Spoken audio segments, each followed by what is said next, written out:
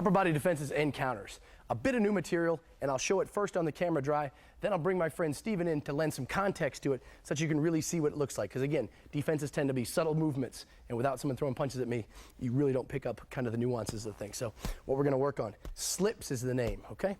What I'm gonna do is if I'm slipping a jab, slipping the guy's throwing front hand lead jab, what I'm gonna do is I'm gonna bury my left shoulder this way, okay? Moving my head just slightly off center, hiding my chin behind my shoulder. Okay, so I'm here, it's just that much. I don't want to make him miss by too much, and it's not a big grand movement. It's very much making him miss by just a little bit, keeping myself in position to counterattack. That's when slips at a high level are super good for that. Just making him miss by just a fraction and being able to make him pay for missing, okay? It's the same concept on a cross, and again, when I bring Steven in, I'm hoping it'll make more sense. I'm here, my hands are up, the fundamentals are intact. He throws a right cross, a straight right hand, slips up for straight punches. Throws a straight right hand, just gonna bury my right shoulder this way, okay? Now when I'm saying burying my shoulder, even on the one on the jab, I'm trying to hide my chin behind that shoulder, okay? Same concept. If he throws a cross, I'm slipping that way. Punch is coming this way across my shoulder, and I'm slipping by it, okay? So if we look at it, if I'm slipping a jab in this direction, I'm slipping this way. If I'm slipping across, I'm slipping that way. Not too much to it. From this direction. If I'm slipping a jab, kind of slipping here, I'm slipping across, just there, okay? So I'll bring my friend Steven in so that we can begin to see what it looks like a little bit better, okay? Steven throws an easy jab, easy left-hand jab, okay? And we talked about the parry. So Steven throws a jab, that's my parry defense. Remember, if you will, when I taught parries, I talked about moving my head off center, just in case I missed with a parry. That's largely a slip, okay? So Steven comes, I'm just gonna move my head slightly off center. I'm here, right, good. Again, one more time, nice and easy. Right there, okay? Same with the right hand, please, Steve. Here, barely slipping my hand off center. Barely slipping, barely slipping. Barely slipping. And again, when I'm saying barely slipping, and you gotta watch the positioning of my body, if you will, I wanna make sure I'm in position to attack. The natural attack, especially to the slipping the right hand, well, it's the same position we talked about left hooks in, isn't it? Bang, they're open all day long, okay? One more time from this side. Steven throws an easy jab, okay? I'm gonna bury my head behind my shoulder, barely slip my shoulder off center. And again, if you'll watch, you'll notice where I end up. I'm right ready to start punching, okay? Whatever punch I intend to use. So Steven throws jab, I'm watching it all the way in, keeping my chin down, burying it behind my shoulder. There, again, very nice, thanks Steve. Now right hand, if you would please. Same concept, keeping my eye on it. Chin down anyways, slipping by it again. One more time, one more time, leave it out. Again, if you'll notice, we talked about earlier, it's all day long. Left side of his, or the right side rather, of his body is wide open for my hooks, for my uppercuts. By and large, the combination we worked on yesterday, if you remember, I would hook to the body to bring his arm down, reload, upstairs, okay? Basic slips. Now, we're gonna go right into the drill, the counters, okay? We learned the defenses, let's look at the counters. It's a super neat drill. It's called a chaining drill, or a movement drill, and what it does more than anything else when I'm doing these drills is it teaches me to keep my head on the move all the time, which is great incidental defense. We talked about that earlier. Super important for boxing and Thai boxing and the more dynamic fighting type arts. Okay, so the first thing I do is I throw a jab. Steven returns the jab, I slip it, and I return a jab.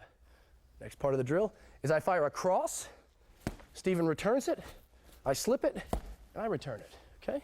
Next time I throw jab, cross. Steven throws both back at me. I throw jab, I throw cross. He counters jab and cross, okay? So again, I throw a jab, Steven jabs, I slip and throw a jab. I throw a cross, Steven crosses, I slip and fire back. I throw 1, 2, Steven throws jab, cross, and I go back, jab, cross, okay? Again, all I'm doing, we're doing the same punches, okay? So I throw a jab, Steven throws one back, I slip, I return a jab. I throw a cross, Steven throws one back, I slip, I return a cross. I throw jab, cross, Steven throws jab, cross, I slip, and I return, jab, cross, okay? So I throw a jab, Steven returns, I throw one back. I throw a cross, Steven returns, I throw one back. I throw jab, cross, Steven throws it back, moving my head the whole time. Notice, we're gonna start to get more dynamic as we begin to understand the combinations more fully, begin to become more confident with the slips and things. I wanna make sure we're moving at all times. It's not a static drill, we just hit back and forth. I wanna make sure that we can move around while we're doing it. So Steve is the pad holder. If I throw my jab, he throws one back, slip, I throw one back, and he moves his feet Whichever way he's gonna move, engaging the footwork we learned earlier, I wanna step, you're fine. I'm just gonna step the same way. If you remember, it's if I'm going forward, front foot first, then back foot, right there, so I can line up with Steve, okay? I wanna start thinking in those terms, because again, kickboxing versus some of the other disciplines, it's more dynamic, it goes on, constant, okay? So just a few more here. I throw a jab, Steve throws it back, I slip, jab back. I throw a cross, Steven throws, slip, and I return cross. Jab, cross, double slip, jab, cross, okay? Let's go into one more defense and counter move, okay?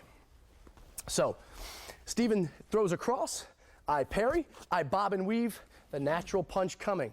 Know it's gonna be the left hook. Steven's body is set up to throw the left hook. If he throws a good cross, and leave it out here, Steve.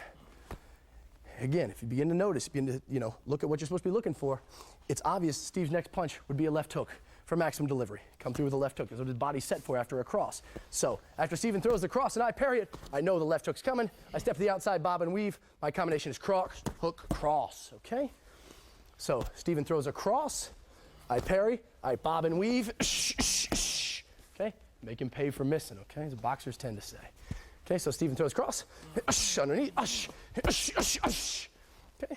Steven throws cross, I parry, underneath, good, and again, getting underneath the bob and weave, again, I don't want to make him miss by much. I don't change my level way down here, none of that. I want to change my level at my knees only, move my head from the inside to the outside, where Steven, when he misses, he's off balance badly. Very easy for me to hit here, here, and here, okay?